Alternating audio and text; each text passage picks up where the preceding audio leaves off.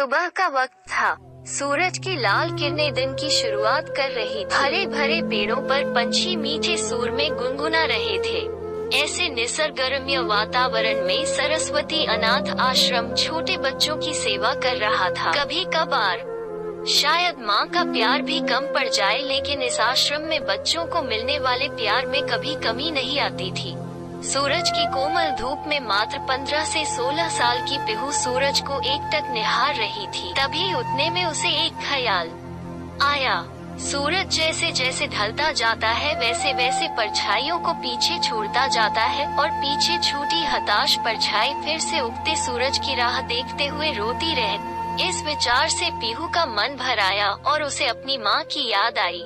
तभी वो अपने मन ही मन में बोलने लगी, माँ तुझे याद नहीं कि मेरे पापा मुझे छोड़कर कब भगवान के पास चले? पर तुम ही मुझे कहती थी ना कि बेटा तो 1 साल की थी तब तेरे पापा को कैंसर की बीमारी, इस वजह से तेरे पापा भगवान के घर चले गए, लेकिन तकदीर की लड़ाई में मैंने हार। पीहू बेटा, मुझे तेरे साथ ये कठिन दुख की लड़ाई जीतनी है, इसलिए मैं तेरी परछाई बन तेरे लिए जो हो सके वो करूँगी। वक्त आने पर मैं लोगों के घर के काम भी करूँगी, पर तुझे बहुत पाऊंगी, तुझे बड़ा बनाऊंगी। मैं तेरे पापा के सपने को वास्तव में लाऊंगी। तेरे पापा की बहुत इच्छा थी कि हमारी छोटी सी पीहू बड़ी होकर पायलट बने, लेकिन जिंदगी में ऊंचा उठने के लिए तेरे पापा से तेरे पंखों को मिलने वाली ताकत तेरे पापा के जाने से टूट गई। लेकिन माँ, इतने बड़े दुख के रेगिस्तान में मैं सुख की परछाई ढूंढ रही थी।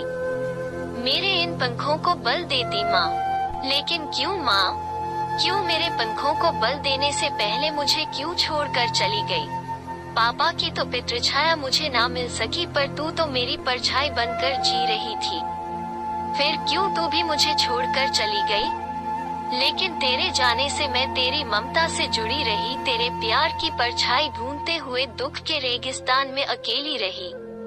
अब मेरे पापा के सपनों को साकार करने के लिए कौन मुझे ताकत देगा? बोलना माँ।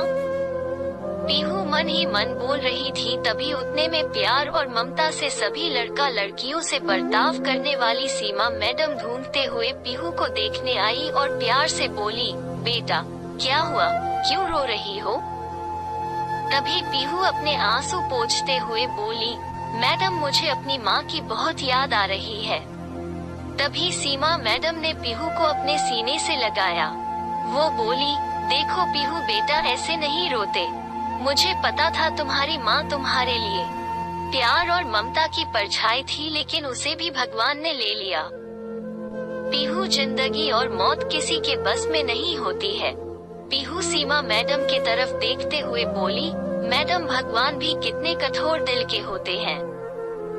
जब मैं छोटी थी तब मेरे पापा कैंसर की बीमारी से चले गए, और अभी कोरोना के काल मेरी माँ की बेस्ट फ्रेंड रमा आंटी एक दिन के लिए हमारे घर आई। तभी माँ को कोरोना हो गया और मेरी माँ गुजर गई। वो मुझे छोड़कर चली गई। मेरे जीवन में परछाई बनकर रहने वाली मेरी माँ मुझे अब दिखाई ही नहीं देती। पीहू की यह अवस्था देखकर सीमा मैडम की आंखें भर आई। फिर भी सीमा मैडम पीहू को दुख भरे स्वर में बोली,